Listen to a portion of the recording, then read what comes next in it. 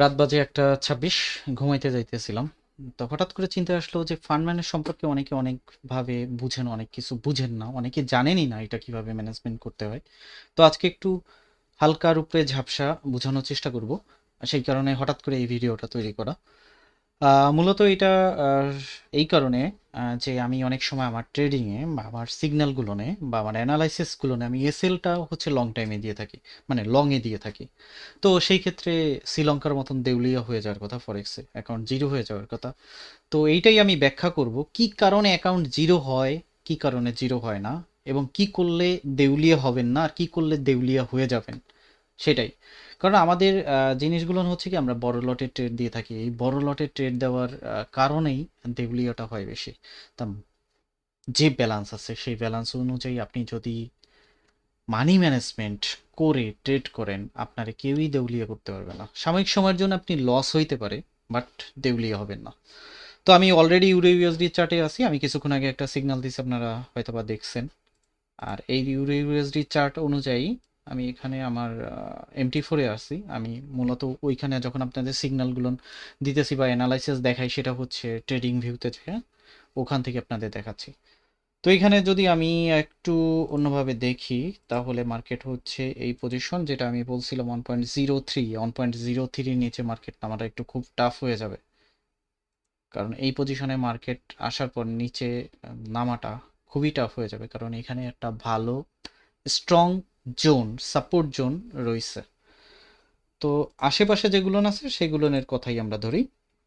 সেইখানে আমার এখানে আমি তিনটা সাপোর্ট জোন আমি সিম্পলভাবে আঁকছি। এখানে দেখেন 1.06332, আর একটা হচ্ছে 1.05200, আর একটা হচ্ছে 1.03546। প্রথমটা যদি ভাঙে 1.06322, এই 32, ওটা যদি ভেঙে যায় তাহলে নিচে নামার সম্ভাবনা হচ্ছে 1.05200। তার নিচে যদি ভেঙে নিচে নামে তাহলে 1.03546। এই তিনটা ভেঙে যদি নিচে নামে তাহলে মার্কেট আরও নিচে নামার সম্ভাবনা আছে, এবং একটা লিমিট অনুযায়ী নিচে নামবে। সিঁড়ি তো আমরা জানি, সিঁড়িতে আমরা ধাপে ধাপে উপরে উঠি বা ধাপে ধাপে নিচে নামি, তাই না? তো এই সাপোর্ট রেসিস্ট্যান্স জোনগুলোর উপর ভিত্তি করে মার্কেটটা চলতে থাকে টেকনিক্যালভাবে।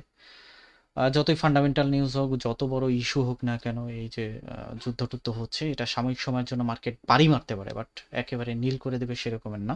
আর এখানে মানি ম্যানেজমেন্টটাই হচ্ছে আসল বোঝানোর জিনিস। তো এখানে খেয়াল করুন, আমাদের মার্কেট আছে হচ্ছে 1.07779-এ। ওকে, তো এখান থেকে আপনার ব্যালেন্স হচ্ছে আহ, ধরেন $100 আছে। আপনার ব্যালেন্স $100 আছে। আমি একটু খাতা কলম নিয়ে নিই, সরি, কারণ ওভাবে আমি বুঝাইতে গেলে আবার দেখা যায় আউলাই গেল। আপনার ব্যালেন্স হচ্ছে $100। জিনিসটা বোঝার চেষ্টা করুন, আমি কিন্তু এই ভিডিওটা করতেছি এবং এই জিনিসটা যদি আপনারা ভালো মতন বুঝেন, তাহলে ফরেক্স মার্কেটে আপনি দেউলিয়া তো দূরের কথা, আপনার লস হবে না, আপনার প্রফিটে থাকবেন। মার্কেটে কিছু পজিশন আছে, সেই পজিশন থেকে হচ্ছে এন্ট্রি নিতে হয়। মার্কেটের কিছু পজিশন আছে, সেই পজিশনে ব্রেকআউট করলে ওখান থেকে মার্কেট থেকে লিভ নিতে হয়। অনেক বিষয় আছে ভাই। হুটহাট করে আসলাম আমি, দেখলাম কি ওই যে এক্সপার্ট অপশন, বাইনারি, এসব করে টোরে আইসা ফরেক্সে দেউলিয়া হয়ে যাওয়ার চিন্তা ভাবনা করলে তো হবে না। কারণ ফরেক্সে দেউলিয়া না হওয়া যায় সেই চিন্তা ভাবনাটা করতে হবে। কোনো সময় নেগেটিভ থিঙ্কিংটা আনা যাবে না, আগে পজিটিভটা আনবেন। নেগেটিভটাও চিন্তা করতে হয়, বাট নেগেটিভটা সম্পর্কে আগে ভালো জানতে হয়। তো ধরলাম আমার $100 আছে। আমার কাছে বেশি ডলার না, আমরা বাংলাদেশি যারা বেশিরভাগই 100 200 500 এরকমের ডলারই করে থাকি। এর মাঝে আমি একটা করছিলাম, সেখানেও দেখছিলাম যে 50-এর নিচে ডলার আছে অনেকের। তো আমি বলছি এখান থেকে একটা বাই নেওয়া যাইতে পারে, 1.0775 থেকে একটা বাই নেওয়া যাইতে পারে। এখান থেকে যদি আমি বাই নিই, আমি প্রফিট নিব কোন পর্যন্ত? আমি প্রফিট নিতে পারি 1.10 পর্যন্ত, কিন্তু এটা লং টাইমের জন্য হয়ে যায়। আমি শর্ট টাইমে যদি আমি প্রফিট নিতে যাই, তাহলে আমার মার্কেট এই পর্যন্ত আসতেছে 1.08813 পর্যন্ত আসবে। দেখেন আমি কিন্তু ডাকগুলো দিয়ে দিচ্ছি, আমার আগের অ্যানালাইসিস আছে, সেই অ্যানালাইসিসের সাথেও মিলাই নিয়ান। আর এই চার্টের সাথে এখানে ততটা মিলবে না, বাট এখানে যতটুকু মিলবে ততটুকুই অনেক কিছু।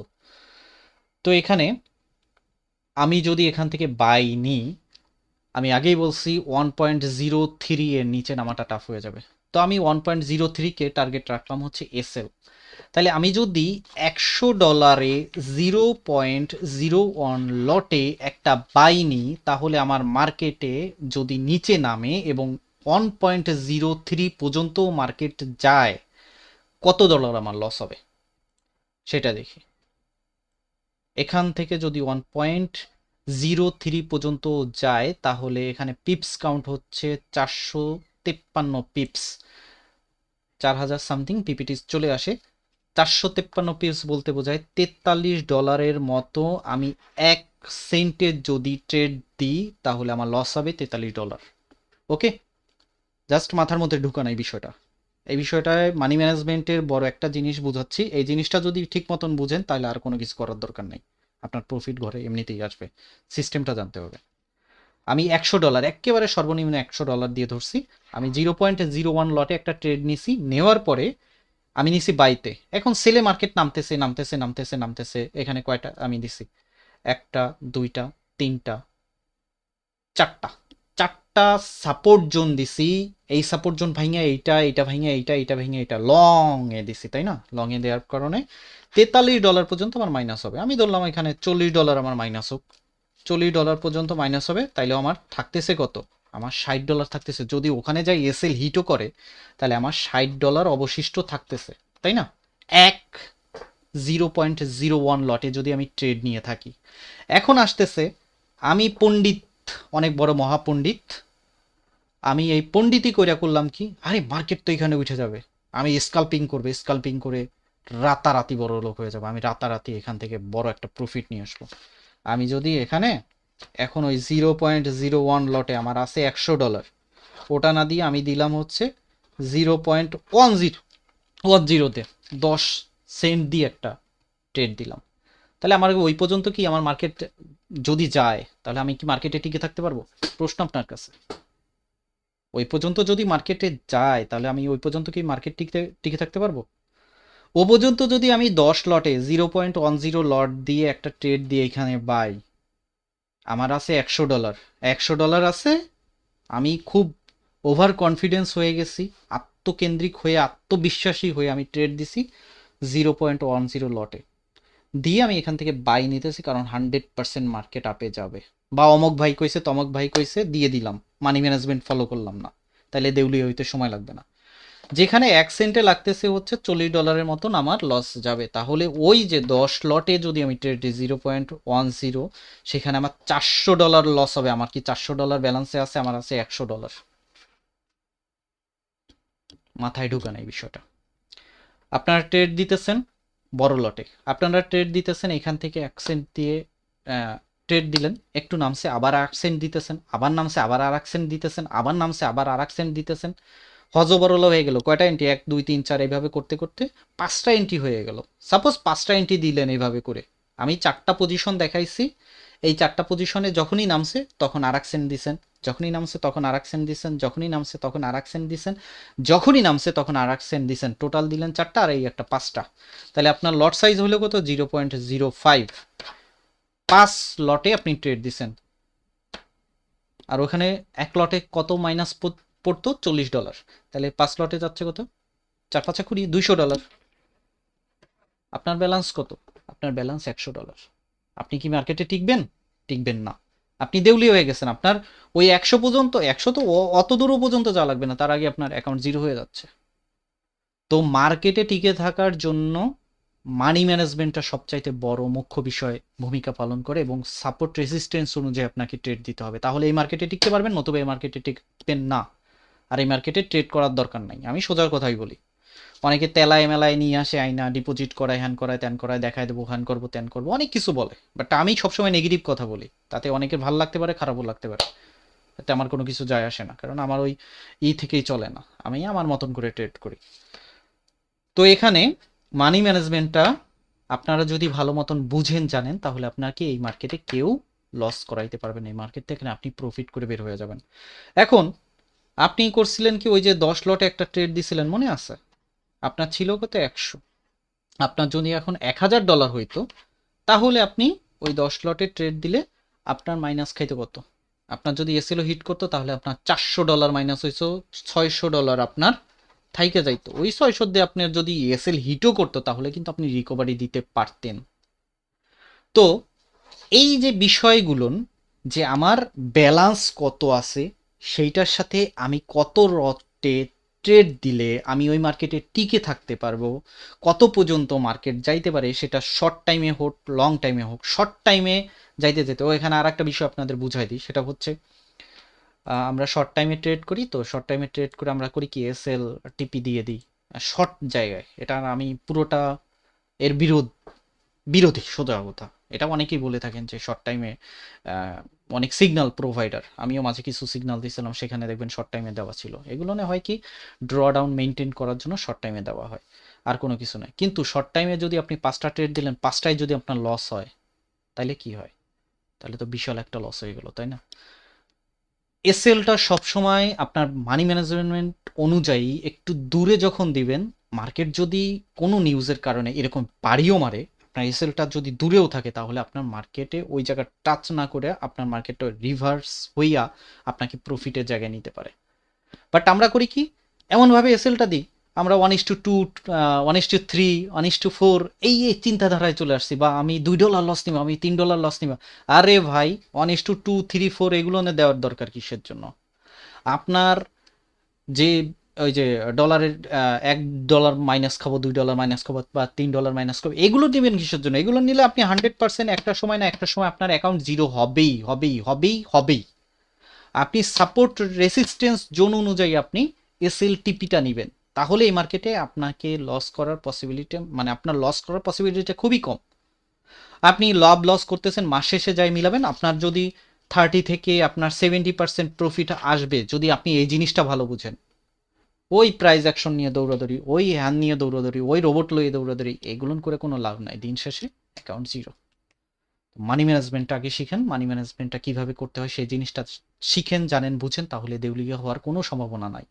আর যদি মানি ম্যানেজমেন্টটা না বুঝেন, সাপোর্ট রেসিস্টেন্স জোন কিভাবে ক্রিয়েট করতে হয়, কিভাবে বের করতে হয়, কোথা থেকে এন্ট্রি নিবেন না নিবেন, সেগুলো যদি না বুঝেন তাহলে ট্রেড করে আসলে কোনো ফায়দা নাই। এর চাইতে ওই যে টাকার দিয়ে আপনি ফরেক্সে নামেন, সেই টাকার দিয়ে ডিমের ব্যবসা করাই ভালো। বারবার উদাহরণ তো ডিমের ব্যবসা দিয়ে দিই। আর আমার নিচে ডিসক্রিপশনে হচ্ছে ফরেক্সের টিউটোরিয়াল দেওয়া আছে, আর আমার গ্রুপে আমি একটা লিঙ্ক শেয়ার করে দিব না, ওখানে সিরিয়াল বাই আপনি ফরেক্স রিলেটেড যে টিউটোরিয়ালগুলো আছে সেগুলো পেয়ে যাবেন। ওই বেসিকটা দেখলে বুঝবেন। অনেকে শিখতে চান ফরেক্স, আরে ভাই আমি যা দিছি ফ্রি সেইটা আগে খান। ওইটা ভালো মতন যদি বুঝেন তাহলে কারো কাছ থেকে যাই শেখা লাগবে না, নিজেই পারবেন। আর নিজে যদি আমার ভিডিও দেখে না শিখতে পারেন তাহলে করার দরকার নাই।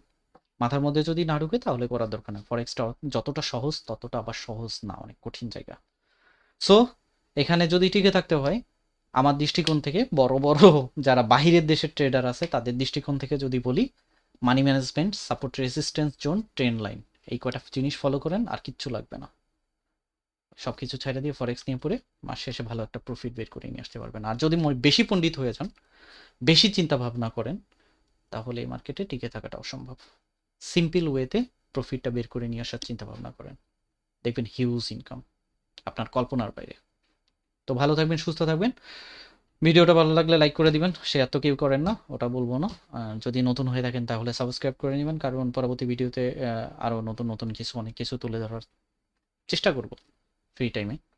অনেকে প্রশ্ন করতেছেন, সেই প্রশ্নের পরিপ্রেক্ষিতে একটা স্ক্রিপ্ট করতেছি, তারপর আপনাদের সামনে তুলে ধরবো।